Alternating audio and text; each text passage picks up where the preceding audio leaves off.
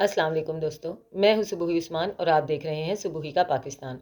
दोस्तों, आज हम बात करेंगे आज से तकरीबन 1.5 महीने पहले होने वाले वाक़ये के बारे में। मलीर शमसी कॉलोनी में जो केस हुआ, जो कि एक मुअम्मा बनता चला गया और जिसने दुनिया को एक मरतबा हैरत में डाल दिया कि एक शख्स जिसने अपनी ही फैमिली में अपनी ही बेटियों और अपनी ही बीवी को ज़िबा करके मौत के घाट उतार दिया। जी हाँ, मैं बात कर रही हूँ उस शख्स के बारे में जिसने कि अपनी बीवी और अपनी बेटियों को इतनी बेदर्दी के साथ कत्ल किया। ये वाक़या एकदम से वायरल हुआ और इसके बारे में तरह तरह की कहानियाँ फिर सामने आना शुरू हो गई, क्योंकि इस शख्स ने अपनी बीवी और बेटियों को ही नहीं मारा, बल्कि उनको मारने के बाद, उनको कत्ल करने के बाद खुद भी खुदकुशी करने की कोशिश की, अपनी भी गर्दन पर छुरी फेरी। जिसके बाद ये एक शख्स खुद तो बच गया, ये इसका ख़ानदान ख़त्म हो गया। इसकी बीवी और इसकी बेटियाँ जो थीं वो अब्दी नींद सो गई, लेकिन ये शख्स बच गया। इसकी हालत इस काबिल नहीं थी कि ये मुंह से बोलकर पुलिस को कोई बयान दे पाता। तो ये अभी तक जो भी बयान दे रहा था, ये मोबाइल के ज़रिए टाइप करके पुलिस को दे रहा था।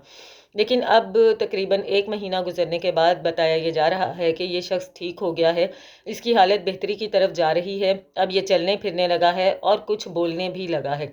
गो के इतनी रवानी से ये बात नहीं कर सकता है, बात करता है तो अपने गले पर हाथ रखकर बात करने की कोशिश करता है। बहुत ज़्यादा ऊंची आवाज़ में बात नहीं कर सकता, नॉर्मल आवाज़ में भी नहीं कर सकता, बल्कि हल्की आवाज़ में बात करता है। और जो ही इसने बोलने और बात करने की कोशिश शुरू की है, तो फौरी तौर पर पुलिस ने इससे इब्तदाई बयान लिया है। अपने इब्तदाई बयान में इसने अब बिल्कुल ही अलग सी बात पेश कर दी है, जिसमें कि इसका ये कहना है कि मुझे अपनी बीवी और बेटियों को कत्ल करने का इंतहाई दुख है। ये कोई मेरा पहले से प्लान नहीं था, मैं ऐसा बिल्कुल भी नहीं चाहता था, बल्कि मैं अपनी बीवी से बहुत मोहब्बत करता था, अपनी बेटियों का बहुत ख्याल करता था। जब ये केस स्टार्ट हुआ तो उसमें जो ऐनी शाहिदीन थे, जो मोहल्लेदार थे, जो गवाहान थे, उनका भी यही कहना था कि इनके शुरू से ऐसा कुछ भी नहीं था। ये मियाँ बीवी आपस में बहुत मोहब्बत करते थे, बहुत ही खुशहाल घराना था। बल्कि काफ़ी लोगों का तो ये कहना था कि जिस तरह से बताया जा रहा है कि इनके घर में फाके हो रहे थे या ये कोई बहुत ज़्यादा कर्ज़ों में डूबा हुआ था, ऐसा कुछ नज़र नहीं आता था। ये लोग बहुत ही हंसी खुशी ज़िंदगी गुजार रहे थे। लेकिन अब जो इसने बयान दिया है, इसमें एक ये चीज़ तो इसने मुख्तलिफ बताई है कि मैं अपनी बीवी से भी मोहब्बत करता था, अपनी बेटियों से भी मोहब्बत करता था। ये मुख्तलिफ नहीं है। जो दूसरी बात इसने की वो कुछ आम बातों से मुख्तलिफ है। वो इस तरह से कि इसका ये कहना है कि मेरे ऊपर बहुत ज़्यादा कर्ज़े थे, मैं कर्ज़ों में डूबा हुआ था और जिसकी वजह से मैं डिप्रेशन का शिकार रहता था। लोग मुझसे अपने पैसों का तकाजा कर रहे थे, लगातार मुझे फ़ोन कॉल्स आती रहती थी और अब नौबत यहाँ तक आ चुकी थी कि लोग मेरे घर तक आने लगे थे।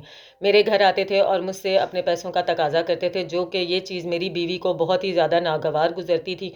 पिछले 6 महीने से मेरे और मेरी बीवी के इस बात को लेकर काफ़ी झगड़े चल रहे थे। मेरी बीवी अक्सर ही मुझसे इस बात पर लड़ा करती थी कि तुमने इन लोगों के पैसे लिए हैं तो इनको वापस करो, क्योंकि ये दरवाजे पर आते हैं तो मोहल्लेदारों के सामने हमारी बेइज्जती होती है। ये चीज़ अच्छी नहीं है, इनको बार बार दरवाजे पर नहीं आना चाहिए।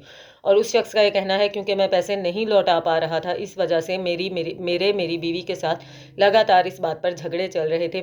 जिस दिन ये कत्ल हुआ उस दिन भी नॉर्मली मैं अपने दफ्तर से घर आया, घर आने के बाद अपनी माँ से मिला।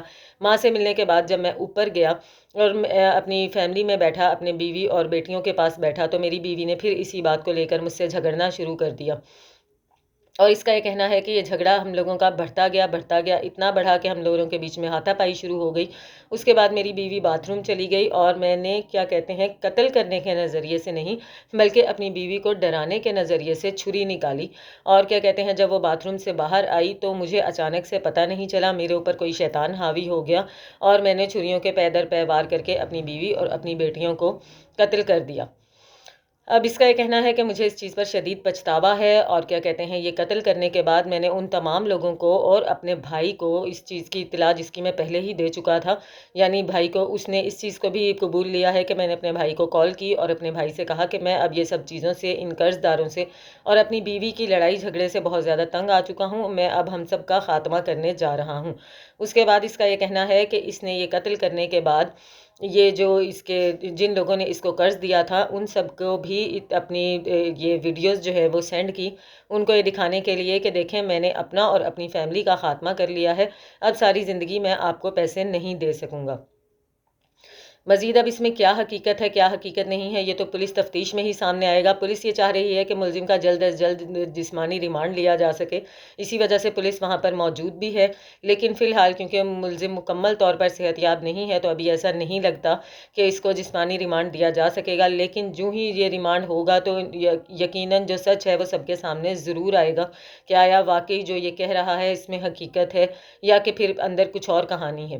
فی الحال تو یہ کیس ایک معمہ ہی بنا ہوا ہے، ابھی تک اس کیس کا کوئی جو ہے منطقی انجام ہمیں نظر نہیں آ رہا۔ ملتی ہوں آپ سے اپنی اگلی ویڈیو میں، تب تک کے لیے اللہ حافظ۔